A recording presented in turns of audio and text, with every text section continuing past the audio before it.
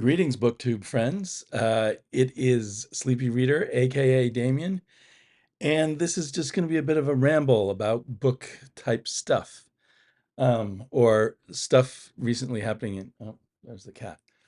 We got this cat for Christmas, or just before Christmas, but it's our Christmas cat. We adopted her from a shelter. Her name is Millie. She's named by my daughter. She's my daughter's cat, really, but she's the whole family's cat. So I thought I would show the books I got for Christmas. I know it's a bit late now. I'm running behind on all my YouTube business. Um, excuse me. Still got a bit of the asthma going on. Uh, show some stuff I got for Christmas. Maybe a few other things that weren't books for Christmas that might interest some people out there. And books I picked up while doing my Christmas shopping. I don't know if the rest of you are guilty of that, but if I'm in a bookstore or near some books, I'm going to buy something. Um, and then read some of the questions, or not questions, read some of the comments, some of the longer comments I've gotten on my small handful of videos so far that I thought would be fun to share and respond to.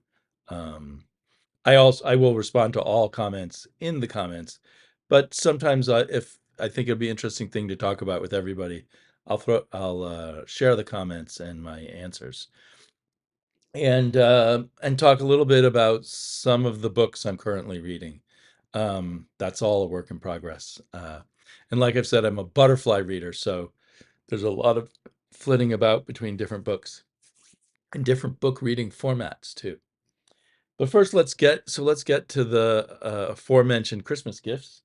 The wildest one is, I think, because I made the video, my YouTube newbie video, and then actually my favorite books throughout time video. I had Vikings Dawn, the first book I remember liking as a kid, and feeling like I was a reader with.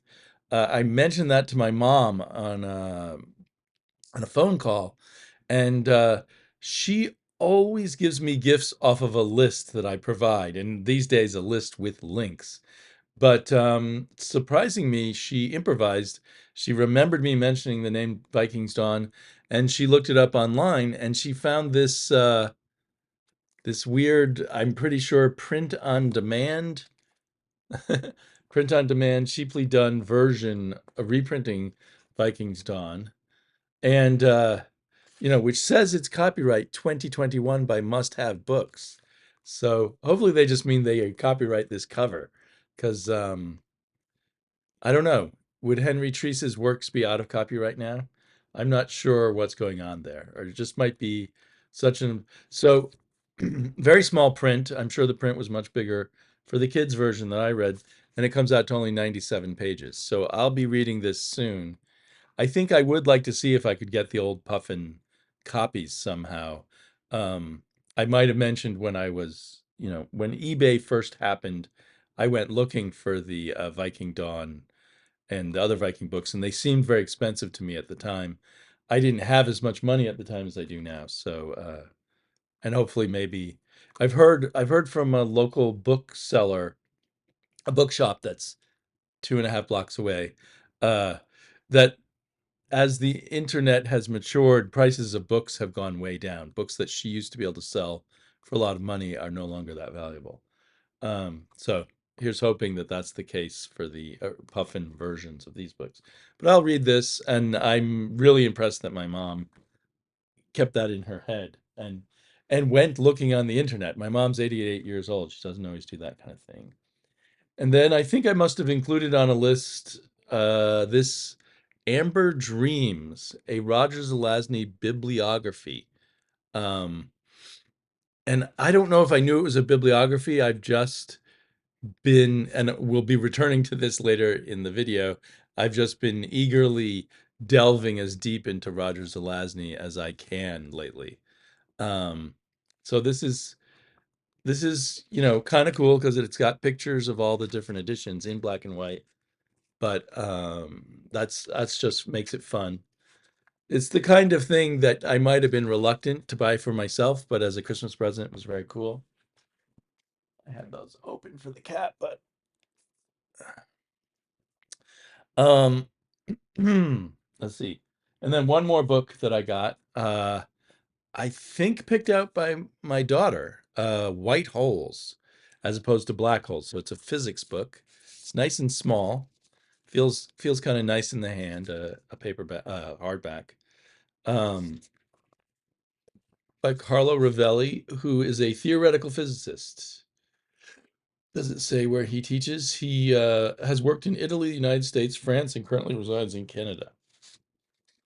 Usually they'll mention their universities, but not that that will change whether I like the book or not, I suppose. But it looks like it has some cool diagrams and stuff. I do like visual aids. And let's see. Yeah, he's got a bunch of books. Maybe he's not associated with, oh, it's in translation. Maybe he's not associated with the university anymore. Maybe he just writes books. And it is copyright 2023. So it'll be pretty up to date physics. So those are the books I got as gifts. And there's even more books that I bought myself.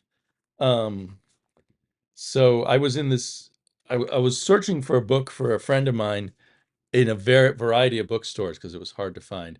And I was in a used bookstore, the one I was just mentioning that's so nearby. And I couldn't resist this cover, The Secret of the Ninth Planet.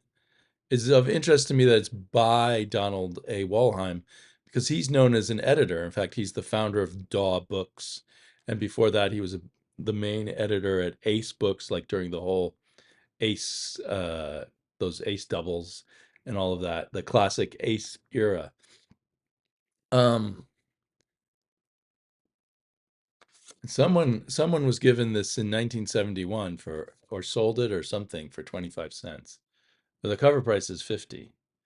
An amazing theme, a real thriller. I wonder if this is something he wrote for the pulps. Yeah, copyright 1959. Sometimes the copyrights don't even tell you the whole history. Like something might be copyrighted 1959, but it might have appeared in a magazine in 1949. You never know. But I'll look into this. And anything with a cover of that nature is really like catnip to me. And then I guess this was there, and I love these SF Masterworks books. I've seen them on other people's shelves. They aren't. They always just have British prices on them. Yeah, there was a someone wrote 8.50 on the inside, and it's 8.99, £8 99 pence in England. Anyway, I don't remember if I've read. Philip K. Dick has so many novels, and sometimes the title of the novel isn't always remind you of what the plot was about. But anyway, I don't think I ever read A Maze of Death. So I'm looking forward to that.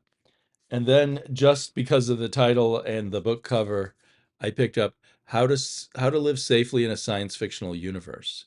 And my daughter, who's very interested in things that spoof other things, and she's very interested in science fiction. I thought maybe this would be a book we read together in the evenings, as we sometimes do. But we started it, and it really, hopefully, it will work better just reading to myself. But it really did not click as a read aloud book, unfortunately, because you would think it would looking at it. This writer does not come from the science fiction end of the publishing world, and you can just tell that by who has blurbed on the back, like Colson Whitehead and Audrey Niffenegger.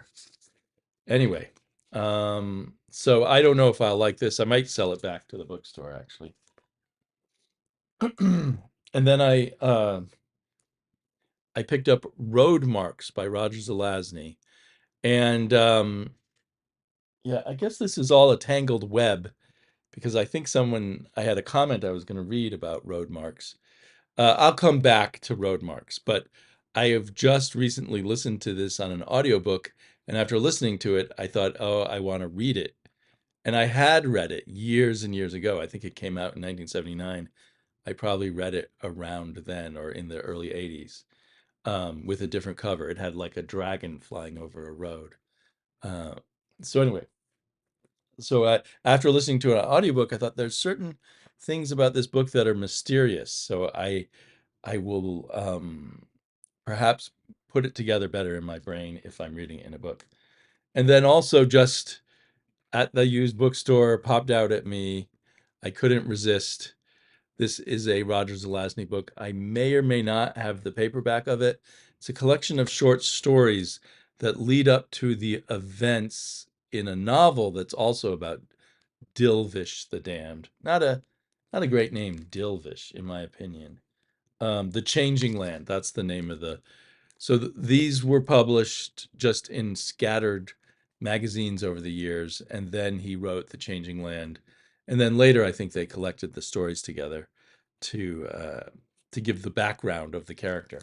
And I've read just the first two stories in here so far, and they were good, but I was kind of surprised they were published as standalone because they didn't feel very complete. Okay, let me dive into some of the comments I got. Um, so not putting down comments I didn't pick out to read. I just picked out some of the longer ones or that had something in particular that caught my eye. Um, so Severian the Fool 7233 wrote, "This is the first video of yours I've seen," which, this was on my either second or third video, my one about my favorites through time. "This is the first video of yours I've seen," which was only either my third or my second video, depending on how you count. "As soon as I saw the jaguar hunter sitting on the couch, I knew I was in the right place." Here's the jaguar hunter. I don't anymore have the dust jacket, I don't think. I was almost going to include it in my list of books that I had in that previous video. And then at the last minute, I decided I needed to cut a few and that I would cut this one. Um, and when you not only reference Gene Wolfe, but Castle of Days of all things, Shepard and Wolfe are two of my all-time favorites. I see how they kind of go together, although also they're very different. I feel that Shepard in particular is criminally unknown these days. Some of his short fiction is nothing short of masterful. I'm not reading out loud very well. Thank you for sharing your thoughts. I'll surely be tuning in moving forward. So that made me grab my nearest at hand Lucius Shepard books because I heartily agree with him.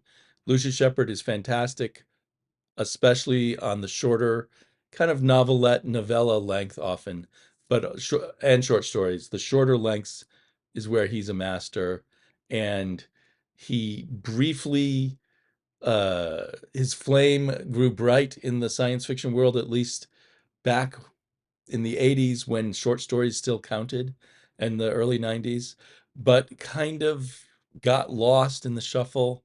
He did publish a few novels, but somehow they didn't click as much.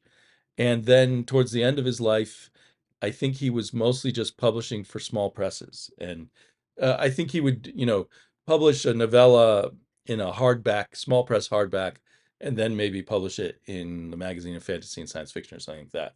But if even that, I'm not sure. But he's fabulous and really should be better known. So his first collection of short stories was The Jaguar Hunter, which has these great illustrations inside it, at least in this edition. I think later there was a paperback edition. Yeah, so each story has this nice front piece, and then some of them have full illustrations within the story too. Illustrations by what's his name, J.K. Potter, Jeffrey K. Potter, yeah. And this was signed for me by Lucius Shepard in 1987.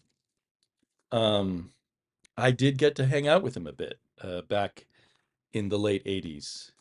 And he's a really, really cool and fascinating person.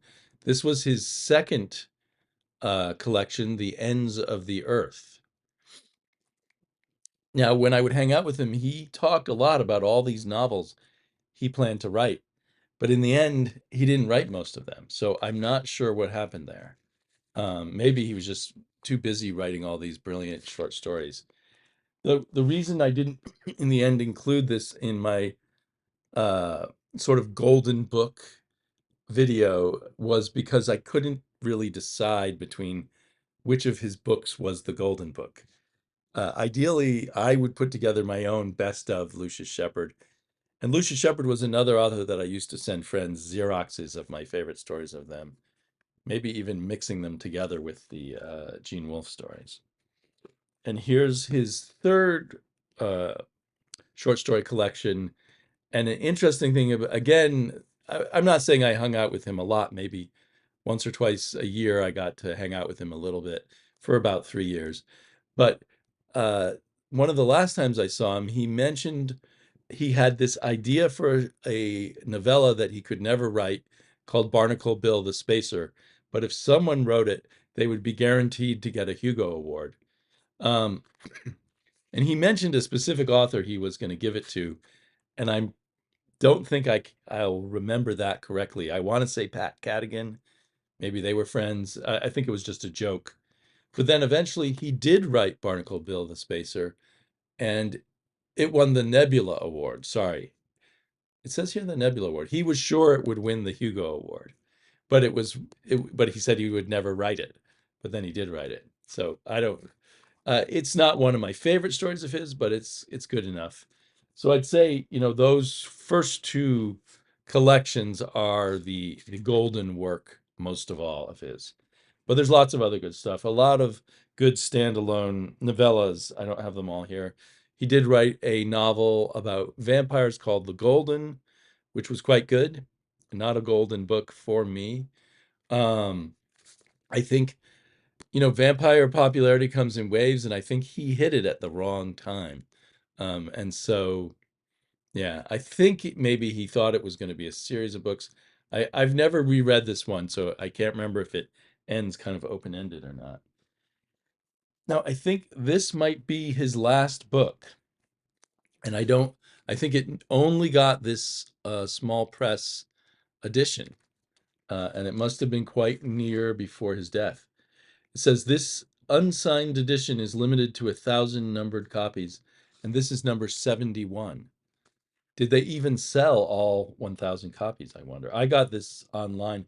I didn't know of its existence. There's no illustrations in here, but it's a very nice edition.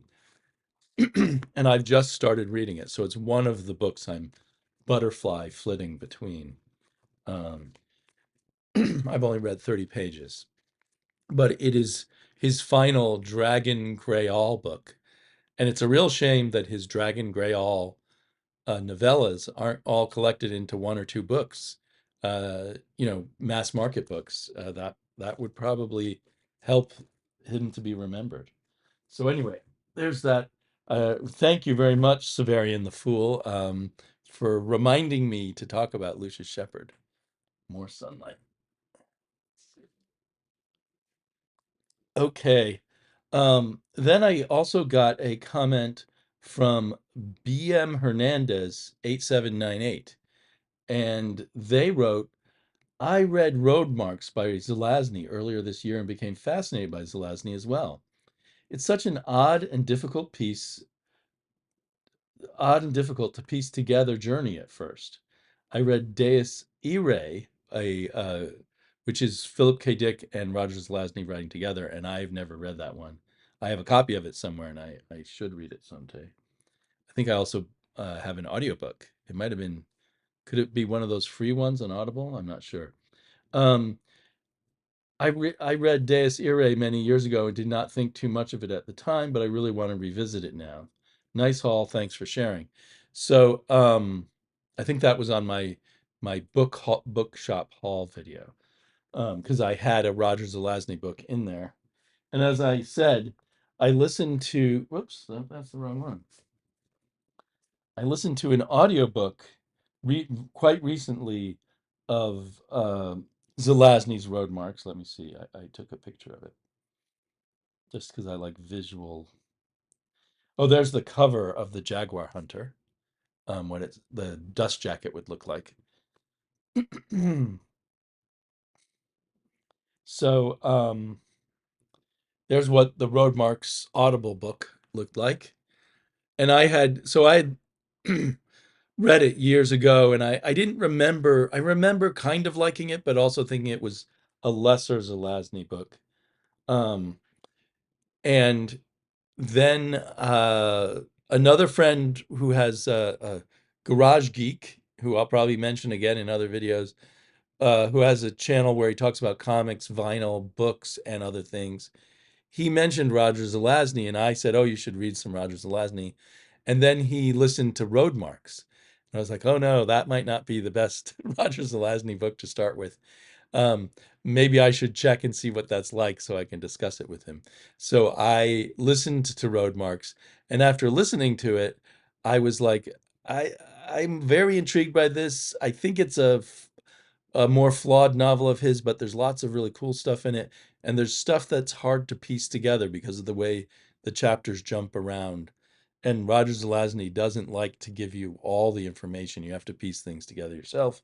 So it would help to read read it physically. And right at that point, I must have walked into a bookstore and seen a copy, so I just grabbed it. Because I also just anything one of these Golan science fiction masterworks is fun to have an excuse to buy anyway. And one of the oh, it has an introduction. Is that where I read about it? I don't think I read the introduction. I will read the introduction, but one of the weird things about it is it starts with chapter 2, and then the next chapter is chapter 1, and then the next chapter is chapter 2, and it's 2 1 2 1 2 1 all throughout. I don't think there's ever like two chapter 1s in a row, although that would have been interesting if he did that. But I could not figure out what that was about. And then I read somewhere, because I was reading all this stuff about Zelazny, I read somewhere that chapter ones are all the main plot following the main character, and chapter twos all skip around to different secondary characters, including the main character's son, including some of the bad guys who are after him, including some other good guys, and it's very confusing. And apparently, when he originally wrote it, he wanted to take all the chapter twos, just shuffle them randomly, and then file them in between the chapter ones. And his editor told him not to do that. But it still has a bit of that feel, but I think they are somewhat chronological, the chapter twos, but not 100%, especially because, well, the first chapter two kind of ties into something very near the end of the book. So that first chapter two makes no sense to you. So it's only when I came back and to start reading. So another one in my butterfly reading, I'm just part of the way, a little bit in so far. But the other thing about Roadmarks is after listening to that audiobook, I was like kind of confused and I was wondering, what do other people think about Roadmarks? So I went searching on YouTube for people who'd read Roadmarks, and there were a few, but not very many, who had talked about it. And that began to tickle my urge to have my own YouTube channel, not just to talk about Roadmarks, but it was one of several threads coming together. And I did find a very cool channel who did review Roadmarks, and now I can't remember her name right at the moment. But in a future video, I think I'll talk about some channels I like, and I will include her. She covers a lot of different science fiction, and I think she's also a self-published author. She could remember her name. Oh well, and I have no idea if she's subscribed to this channel. Um, but so I, this is nutty, but that led me to um, decide that Roger Zelazny, while kind of a pop fun author, is also kind of mysterious. Let's see if people have written books about him. And apparently there have been 3 books about him. And I think I showed another one that I haven't read yet. I got a hard copy, but I found digitally the most recent one, Roger Zelazny by F. Brent Cox. And I've read this entire thing on the Kindle app on my iPad. And Modern Masters of Science Fiction from the University of Illinois Press. It covers his entire career mostly, not all the short stories or anything, but kind of just gives you a story summary and then a little bit of what other critics said about those novels and a little bit of his thoughts on it, but it doesn't bring it all together as much as I had hoped. But I got little tidbits about Roger Zelazny from it. But so far, that was a little frustrating. I suppose that's why on my Christmas list, when I saw this thing called Amber Dreams, I just threw that on my Christmas list in case my gift givers could find it. So anyway, thank you to, let me go back to my, thank you to BM Hernandez for bringing up Roadmarks. It all keeps coming back to Roadmarks. um,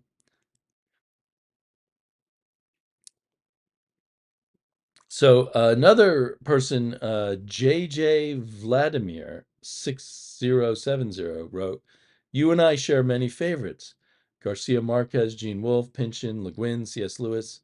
The reason I'm writing, however, is to inquire about your final pick. That's in my golden books, my favorite books throughout time. That was a story that I just remember loving, that was written by a student at my father's university, but I really don't remember anything about it. And he said, your description of this unpublished tale has piqued my curiosity, to put it mildly. Do you mind me asking what college it was? I wonder if anyone at the college might be able to check the records of what theses were submitted. A bit of sleuthing might turn up the author's name. There's a good chance he might still be alive. I'm sure he would be tickled to know that you remember his story."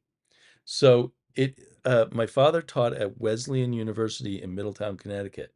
If anyone out there is at Wesleyan now and can look these things up, um, the so it would have been a thesis that one of the graders was Peter Kilby, Professor Peter Kilby. Um, I maybe when I am visiting Connecticut for a long enough time that I have time, I visit my elderly mom. My dad is dead. I visit her, and usually I just have time to visit her, and then I head back. But if I'm there longer, maybe I can go over to Wesleyan and make inquiries. But unfortunately, because my dad's been dead a while, and most of his colleagues, sadly, have passed away, I don't have someone I can call up or say, who's the right person to talk to at Wesleyan. The other thing is, I don't know when we read this thesis.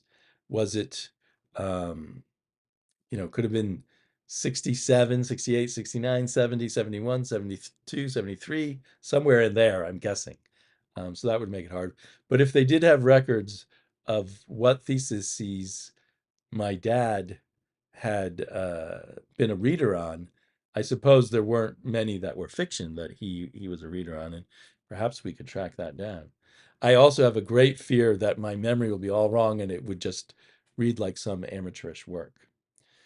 And like I say, I seem to remember a magician, a traveling magician with a cart and magic mirror or magic mirrors. And that's about all I remember of that.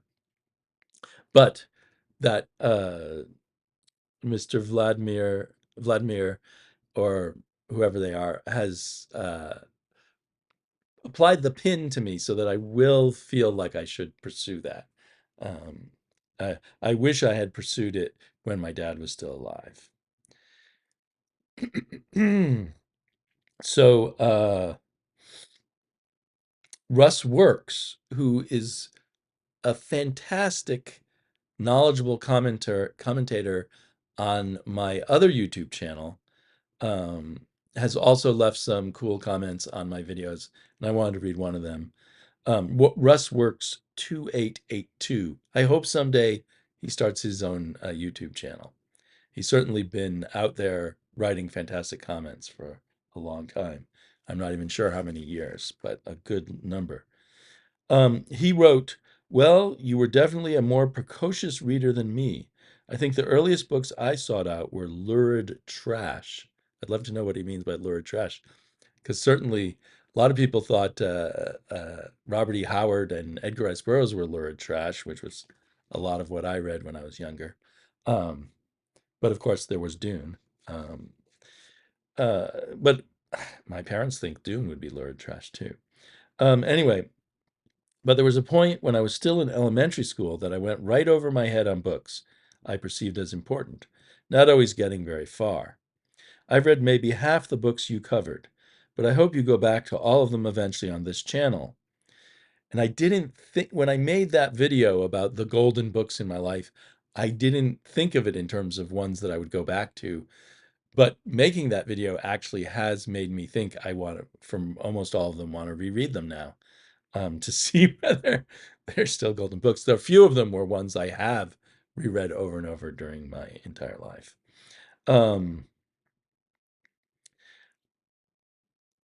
but I hope you go back to all of them eventually on this channel. Here's an idea I'm not sure I've ever seen on YouTube and is not always applicable. Were there books or particular authors that inspired you to write stories of your own?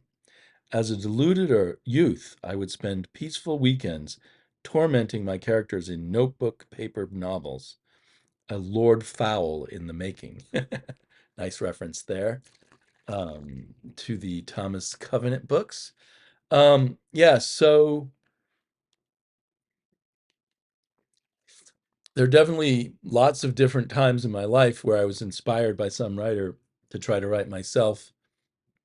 I a little bit with Roger Zelazny when I was young, and maybe it was actually his book Shadowjack that I tried to imitate at some point. But then I also tried to write stories like Ray Bradbury. I think when I was about 13 or 14, I read a whole bunch of Ray Bradbury books, and I was in love with his writing style, and I tried to write stories like that. I don't know if it came out that well. I remember I got a bad grade on a story I wrote for an English class in ninth grade because I was, in part of the problem was I was trying to be evocative like Ray Bradbury. But I also chose a very depressing subject that the teacher didn't like. Um, but yeah, and then Ernest Hemingway, as quite common for a while. I tried to write like Lucius Shepard, which was a very bad idea. And tried to write like at the same time I was trying to write like Lucius Shepard and write like Gabriel Garcia Marquez, because there is a kind of similarity there. I would say Lucius Shepard is kind of like Marquez, kind of like Edgar Allan Poe and H.P. Lovecraft, and like some other things too, like Gene Wolfe. Oh, and you know what? I when I read that book of short stories by Gene Wolfe, the Island of Dr. Death, I wanted to write stories like that, but I don't think I even got close to achieving that.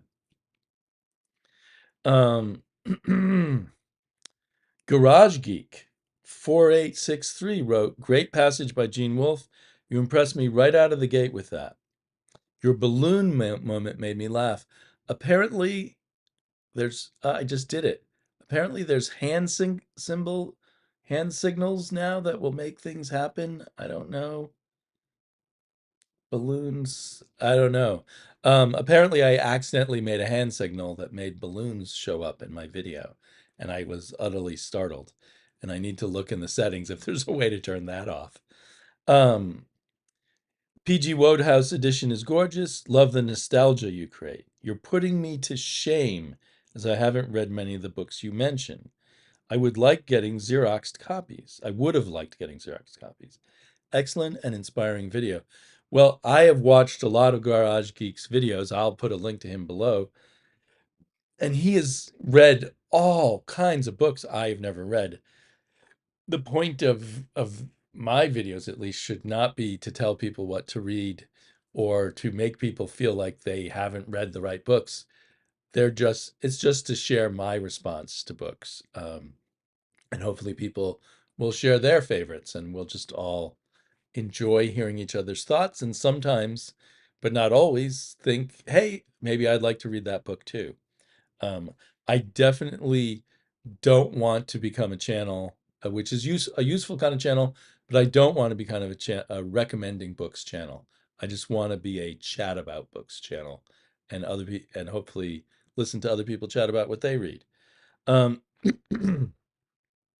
But thank you very much, Garage Geek. And Garage Geek is the one who who set me down the Roadmarks passage.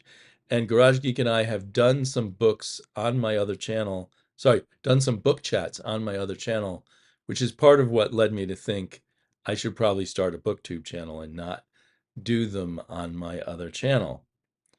And speaking of which, early on my BookTube newbie uh, video, I got a comment from the Booklectic.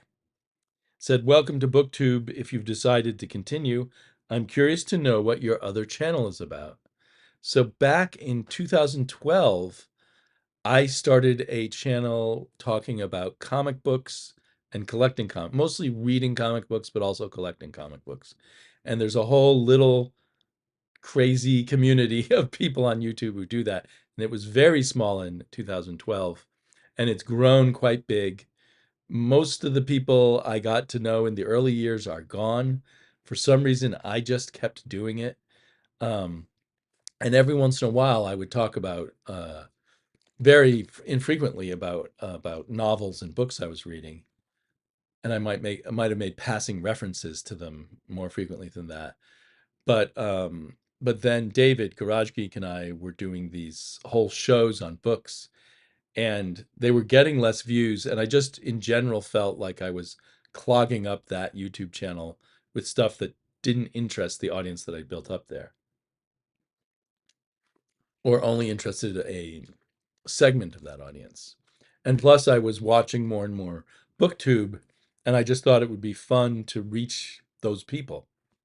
And rather than try to make the booktubers that I like come over to my comic book channel, it seemed to make more sense to make a BookTube channel. So, and that leads me to mention Gore Vidal Comic Books, whose comic book channel is just about as old as mine, and he is a very literate person. He wrote, "One of the things that intrigued me about the film Roadhouse was that Patrick Swayze's character was reading a Jim Harrison novel." And Jim Harrison's Legend of the Fall was one of my golden books.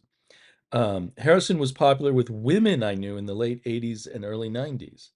A friend of mine collected first edition and rare Bukowski books when he could find them when I lived in Austin.